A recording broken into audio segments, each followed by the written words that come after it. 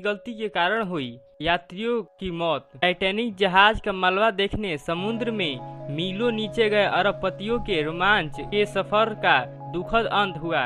पनडुब्बी के लापता होने के बाद अब सभी यात्रियों को मृत घोषित कर दिया गया है। दरअसल अमेरिकी नौसेना ने रविवार को एक तेज धमाके की आवाज सुनी थी। उसी दिन टाइटन सबमरीन लापता हुई थी। अब बताया जा रहा है कि विनाशकारी अंत स्फोट में पनडुब्बी तबाह हो गई है। इसलिए जानते हैं कि आखिर अंत स्फोट यानी इम्प्लोजन होता है क्या। बता दें कि विस्फोट का उल्टा अंत स्फोट होता है। विस्फोट में कोई भी चीज अंदर से बाहर की तरफ फटती है। अंत स्फोट में बाहर से अंदर की तरफ दबाव के चलते धमाका होता है। समुद्र के अंदर फॉरेंसिक जांच के विशेषज्ञ टीम मेडॉक्स ने CNN के साथ बातचीत में बताया कि पनडुब्बी में किसी ढांचागत खामी की वजह से पनडुब्बी उस पर पड़ने वाले बहुत ज्यादा दबाव को झेल नहीं सकी और धमाके में बिखर गई। समुद्र की गहराई में छोटी सी कमी बन सकती है मौत की वजह। विशेषज्ञों की कहना है कि समुद्र की गहराई में पानी का किसी भी चीज पर दबाव बहुत ज्यादा होता है।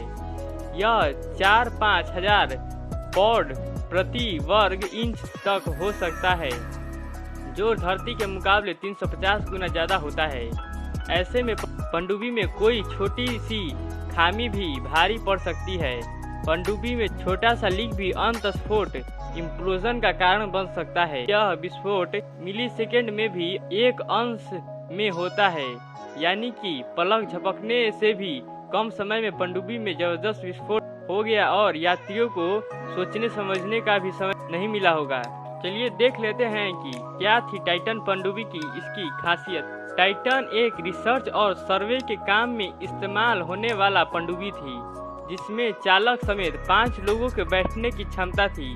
इसके अलावा लोगों को समुद्र की गहराई तक पर्यटन कराने के लिए भी पनडुब्बी का इस्तेमाल किया जाता था। टाइटेनियम और कार्बन फाइबर की बनी इस पनडुब्बी का ढांचा 22 फीट लंबा था और इसका वजन करीब 10,432 किलो था। यह पनडुब्बी 4000 मीटर की गहराई तक जाने में सक्षम थी। इस पनडुब्बी का प्रबंध करने वाली कंपनी ओशन गेट का कहना है कि इस पनडुब्बी का रिपोर्ट इतनी गहराई तक जाने वाली पनडुब्बी में सबसे बड़ा था।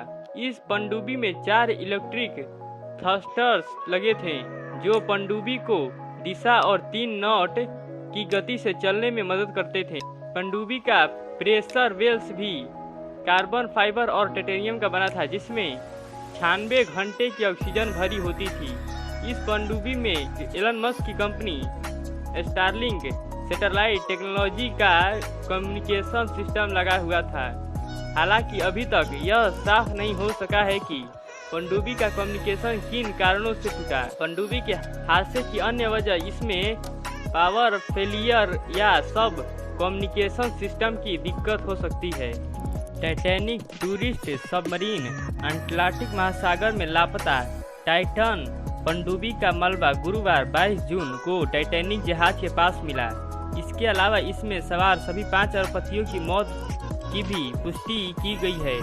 इस बात की जानकारी टाइटन पनडुब्बी के अधिकारी ट्विटर हैंडल पर दी गई है। वहीं ओशन गेट एक्सपीडिशन के तरफ से ऑपरेशन किए जाने वाले टाइटन सबमर्सिबल पनडुब्बी अटलांटिक महासागर में फट गया था। टाइटन सबमर्सिबल पनडुब्बी रविवार 18 जून को डूबे हुए टाइटैनिक के मलबे का पता लगाने के सुबह 8 घंटे की यात्रा पर रवाना हुई थी। हालांकि अभियान शुरू होने के मात्र 2 घंटे बाद ही पनडुब्बी का संपर्क टूट गया था। इस अभियान में फेमस टाइटैनिक विशेषज्ञ, वर्ल्ड रिकॉर्ड होल्डर, पाकिस्तान के 2 व्यक्ति और खुद कंपनी के CEO शामिल थे। पनडुब्बी पर सवार सभी लोग की हुई मौत। अमेरिका, कनाडा, ब्रिटेन और फ्रांस के जल विशेषज्ञों के संयुक्त रूप से मिलकर 18 जून को टाइटन सबमर्सिबल पनडुब्बी के लिए सर्च ऑपरेशन शुरू कर दिया गया, जिसके 4 दिनों के बाद अमेरिकी तटरक्षक ने इस बात की पुष्टि कर दी कि पनडुब्बी उत्तर अटलांटिक की गहराई में हुए विनाशकारी विस्फोट के बाद खत्म हो गया है और इसमें सवार किसी भी व्यक्ति की जान नहीं बच सकी है। टाइटन सबमर्सिबल पनडुब्बी हादसे के जुड़ी 10 सबसे बड़ी बातें। पनडुब्बी रविवार 18 जून को 8 घंटे की यात्रा पर रवाना हुई थी। टाइटैनिक का मलबा केप कोड से करीब 1450 किलोमीटर पूर्व और सेंट जॉन्स न्यूफाउंडलैंड से 644 किलोमीटर दक्षिण में स्थित है। टाइटन सबमर्सिबल पनडुब्बी पर 5 अरबपति लोग सवार थे। पनडुब्बी पर पाकिस्तानी अरबपति शहजाद दाऊद और उसका 19 साल का बेटा सुलेमान मौजूद था।